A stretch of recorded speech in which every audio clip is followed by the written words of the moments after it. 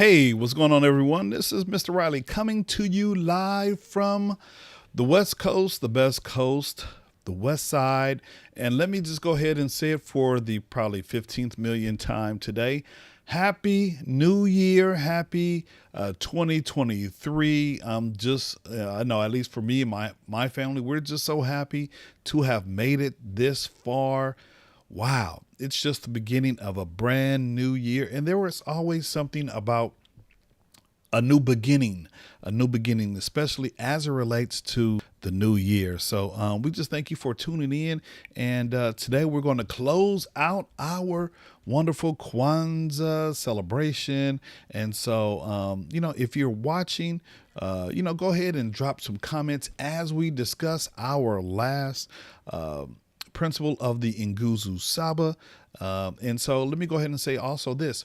Habari Gani, if you're watching live, and even if you're watching the replay, I'm Habari Gani. And so today we are celebrating the principle of Imani, which means faith. And so let's go ahead and light our candle so that way we know what we are talking about. And let me find the candle. All right, here we go.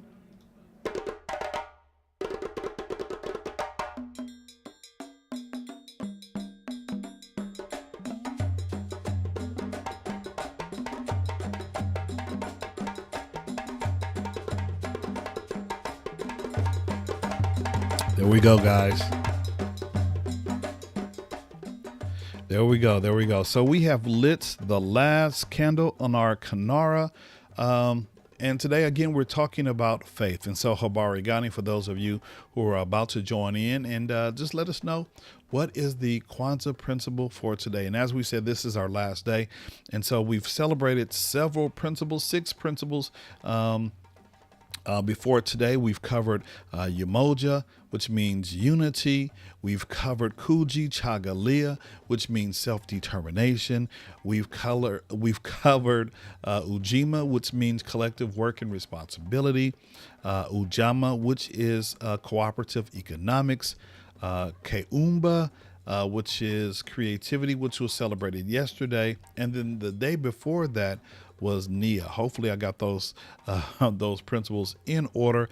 I believe I did. And we celebrated Nia, which means purpose. And so we invite you to just kind of hang out as we dialogue and have a conversation about this last day of the Nguzu Saba, the last day of Kwanzaa, which is Imani, which means faith. And so, again, we have been discussing just some of the concepts and ideas in this particular book right here that was authored by Dr. Karenga. I'll put it up right there.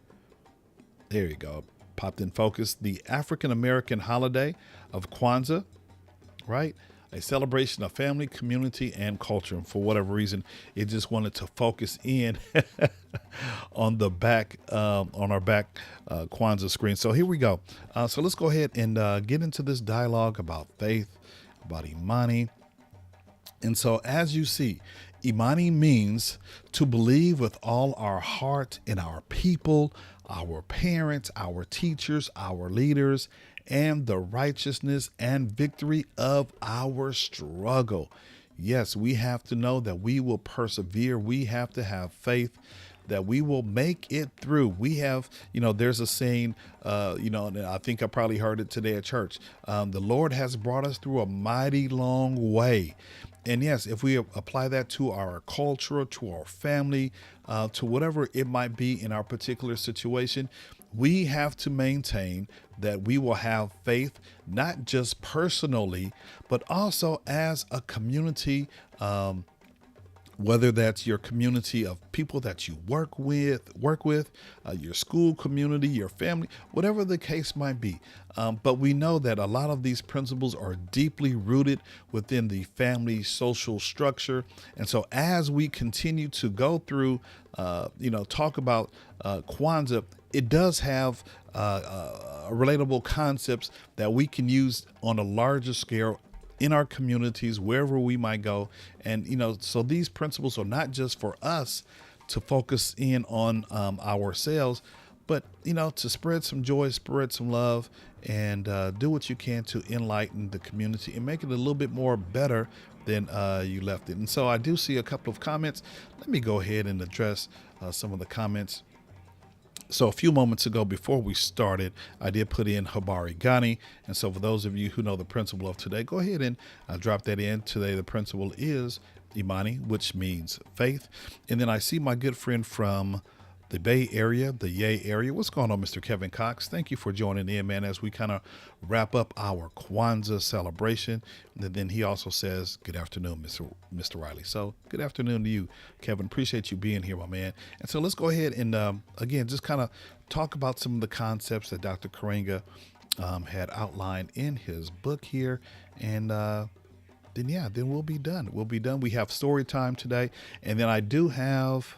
At least I thought I did. I think I have something that I want to share with you guys as relates to the final day of Kwanzaa, what we're doing over here in the Riley, over here in Riley World. Okay, so let's go ahead and hop into it real quick. So, Imani, as we just said, and as you can see, to believe with all our heart in our people, our parents, our teachers, our leaders, and the righteousness and victory of our struggle. Dr. Karenga just says this: the seventh principle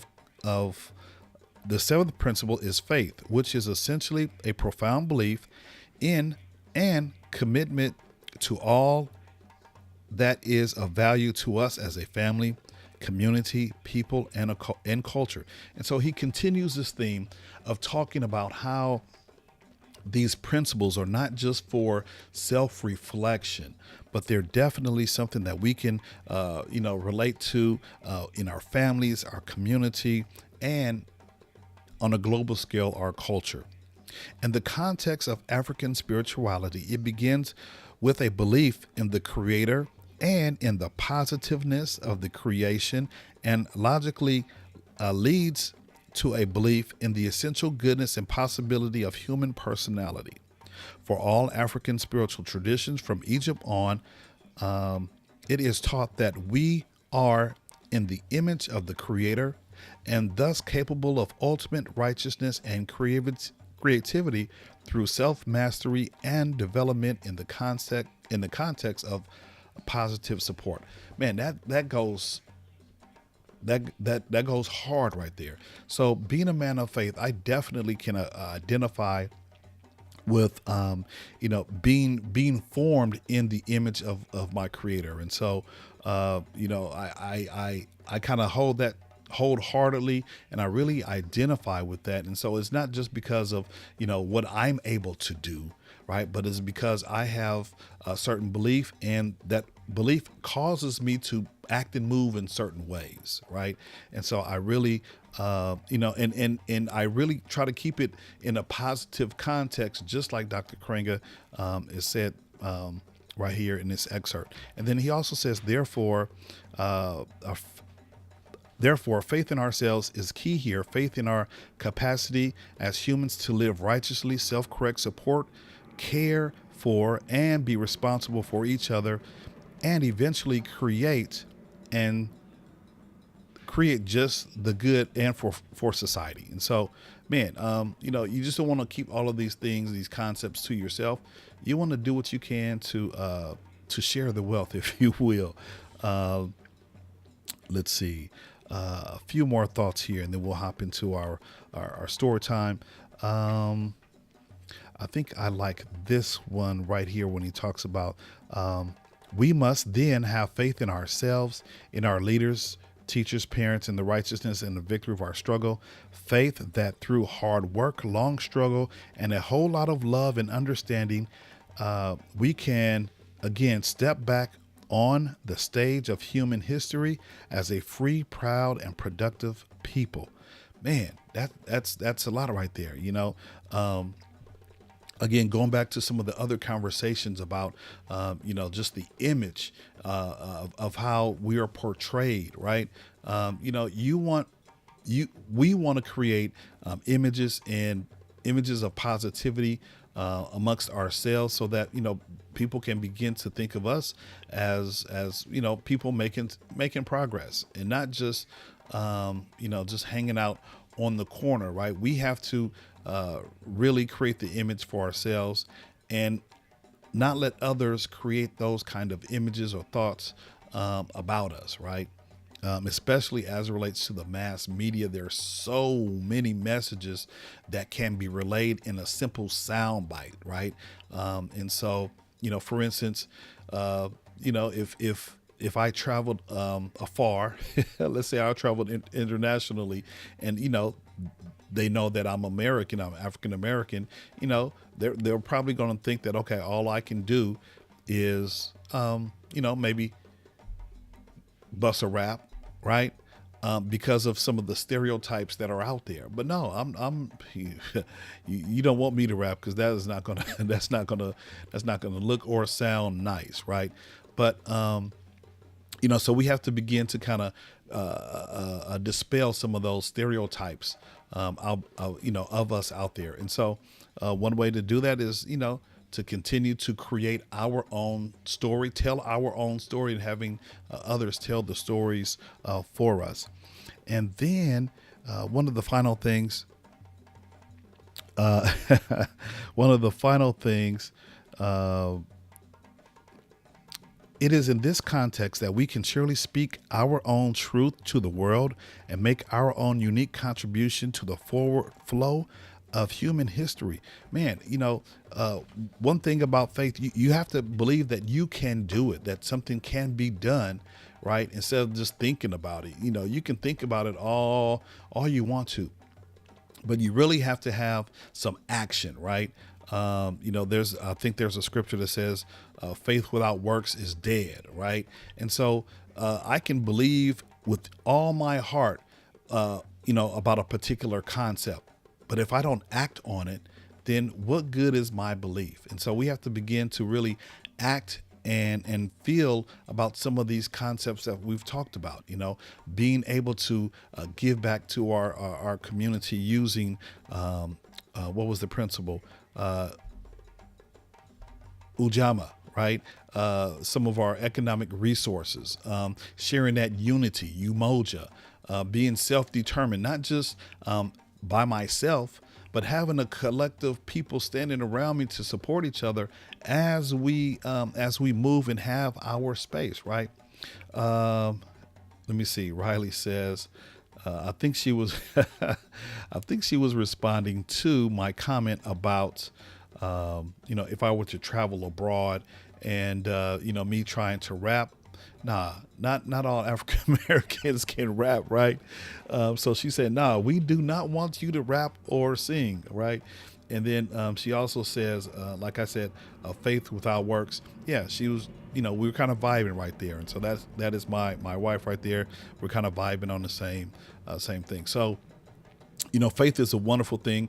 And, you put all of those wonderful principles together, the Kwanzaa principles, the principles of the Nguzo Saba, and then you have something that you can really chew on for the rest of the year as we move into 2023. And so, like I said at the top of the broadcast, man, 2023 brings a special uniqueness to, it's almost like you have a clean slate, right?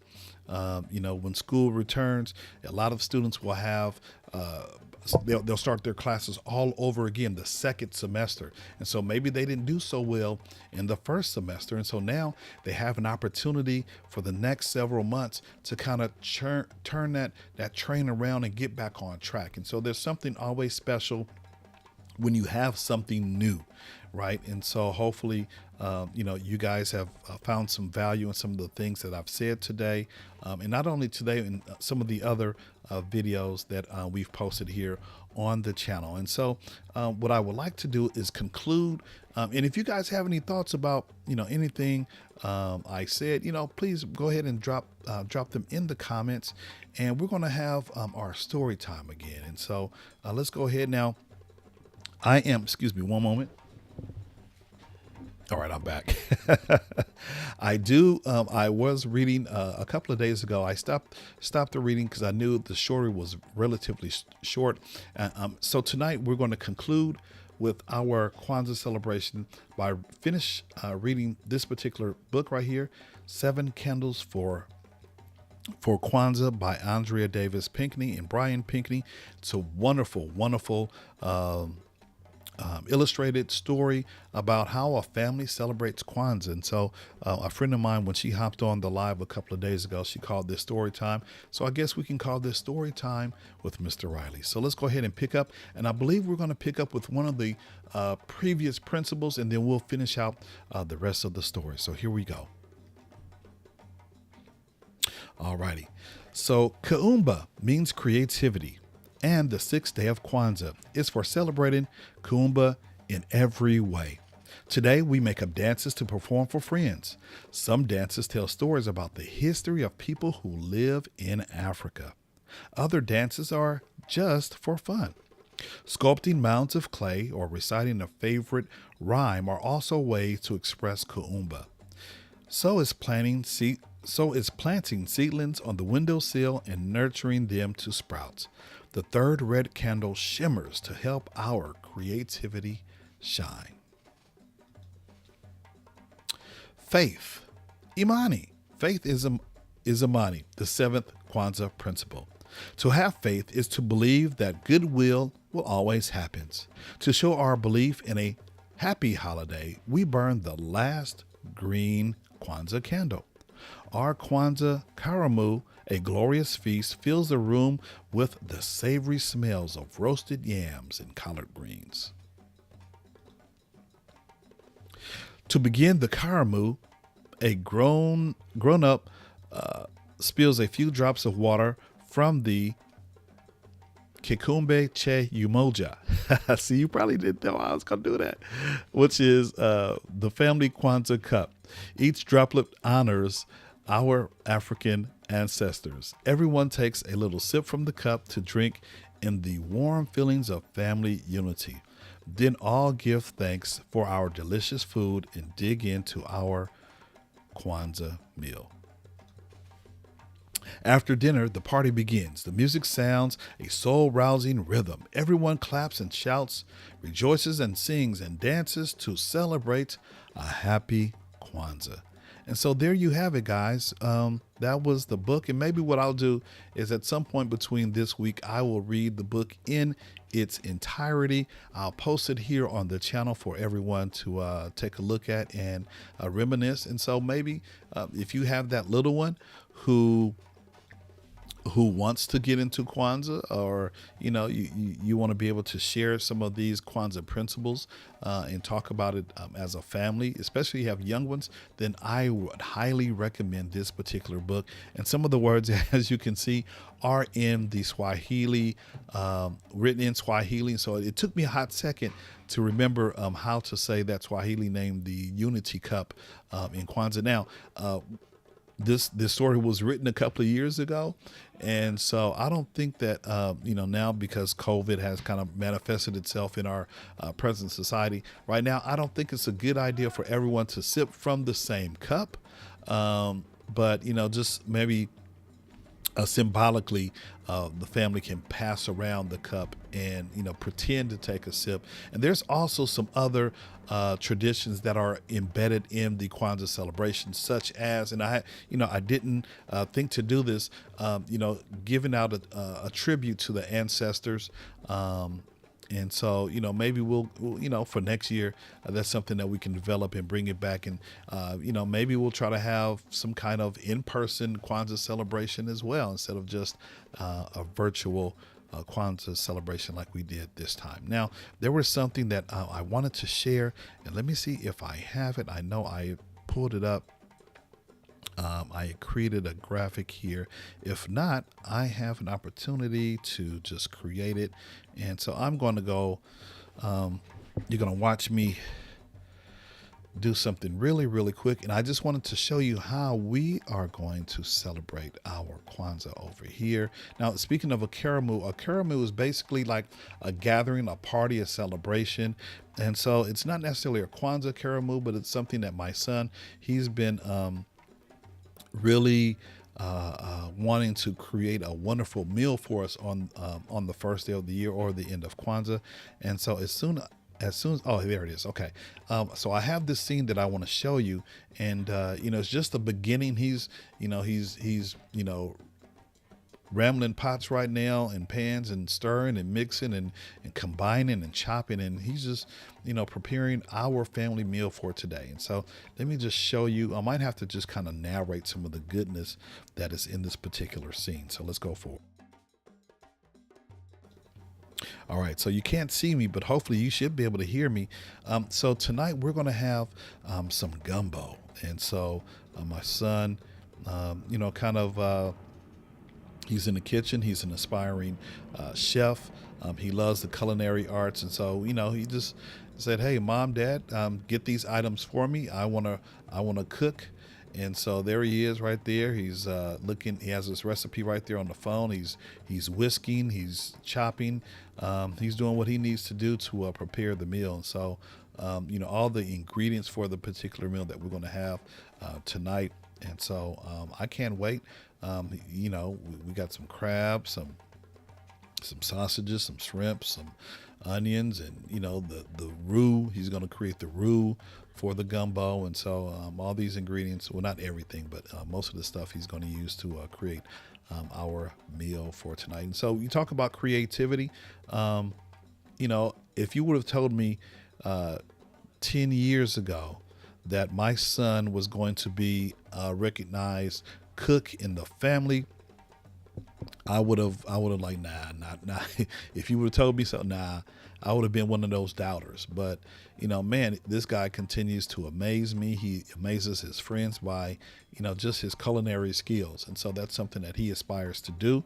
He wants to get into the culinary arts, a business field, if you will. He's a wonderful baker. He loves cheesecakes, and so I'm just so excited. My mouth is just kind of watering right now, just in anticipation of the wonderful meal that we're going to have a little bit later on tonight. And so just want to recognize a couple of comments. Now I see one of my friends over here. First, Riley says on the 9th, on school until the 9th. Okay, so I believe she's saying that school returns. It begins on the 9th, the second semester. I think that's what she was trying to say. And then Cecily Brooks, hey, what's going on? What's going on, Cecily? Over there in North Kakalaki, she says, Chris says he wants to challenge Sir to a gumbo cook-off. Ooh, are you sure you want to do that? Are you sure, Christopher Brooks? You want to get into that kind of situation? I'm not too sure how we're going to make that work, because you're way on the East Coast. We were way over here on the West Coast. I don't know. We have to figure something out. But I'm sure I'll let you know tonight, Chris, what's going on with this gumbo over here. I mean, you saw what we're working with, right? I'm not in the kitchen. My wife's not in the kitchen. He's doing his thing. Matter of fact, he told us to stay out the kitchen. So I don't know, Chris. I don't know how we gonna make that happen, man. The boy can throw down. So yeah, he can throw down. So yeah, so that's kind of how we, what we're doing over here. We're gonna, last night the family played some games in bringing in the New Year's Eve, and so hopefully you guys will continue to be happy and prosperous, be blessed, and all that kind of good stuff. And so, if you have not supported the channel and you want to support the channel, then by all means you can go to my Buy Me a Coffee page and you can support what we're doing with the channel. As soon as I can find my scene, that'll be a wonderful way for you to participate in Ujamaa, which is cooperative economics. There we go. So there you go. If you want to support the channel, what we're trying to do, go over to buymeacoffee.com/Mr. Riley's World and buy me 1, 2, 3 coffees, and that'll be a great way to support what we're doing over here on the West Coast. And I think, guys, ladies and gentlemen, I think that is going to conclude our Kwanzaa celebration. Now, what I probably will do at some point, one of my friends, and she's here in the chat, Cecily Brooks, a couple of days ago encouraged me to create a podcast. And so what I might do is podcast just some of my ideas as it relates to Kwanzaa, maybe do a part one or part two. And so I'm still in the process of researching that whole process, trying to pull together software and things of that nature, just so that it could be a podcast where you find value. And it's not just me talking from the top of my head, but it's actually something that will add value to the community. So just know that that's what we're working on. And so look for those episodes to be forthcoming somewhere on one of the places where you listen to your favorite podcast. And so that would be very, very cool. Other than that, guys, I am done for tonight. Again, thank you for tuning in and listening, being a part of the conversation, and hopefully you will have a wonderful and blessed year. Thank you for watching the videos. If you haven't, you can always go back to the videos here on my channel, and you can watch them at your leisure. All right, you guys take care. Thank you for watching. Continue to have a blessed day, and we will see you in the next video. Take care.